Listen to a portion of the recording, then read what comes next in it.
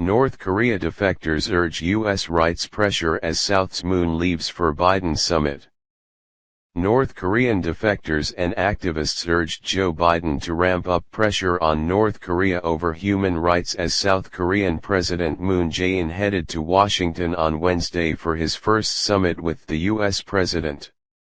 Moon is scheduled to arrive in Washington on Thursday for a 4-day stay, which will include a series of summits with Biden and congressional leaders, as well as a visit to SK Innovations, 0967770.ks, battery plant in Georgia.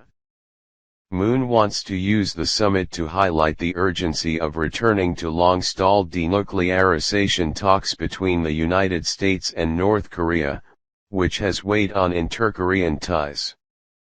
In what critics called an effort to improve relations with the North, Moon's government this year introduced a law banning defectors and activists from launching anti-Pyongyang leaflets into the reclusive country.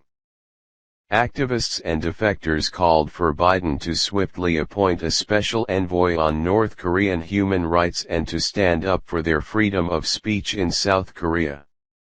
We have evidence that North Koreans are waiting for those leaflets to get to them, and that the North Korean regime is in fear of loose leaflets getting to the people, said Park Sang-hak, who was investigated by police last week on charges of breaching the ban.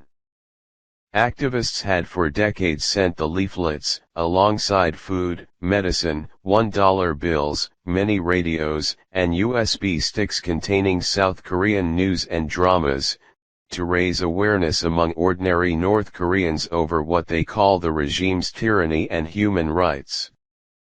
Pyongyang has long denounced the practice, and urged Moon to stop it or face the worst phase of relations.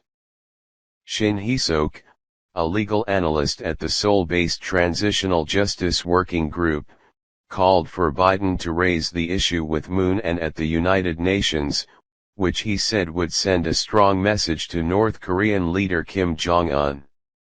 It'd be very helpful if the Biden administration actually comes out and says that such measures are not really helpful for inter-Korean negotiations, Shin said.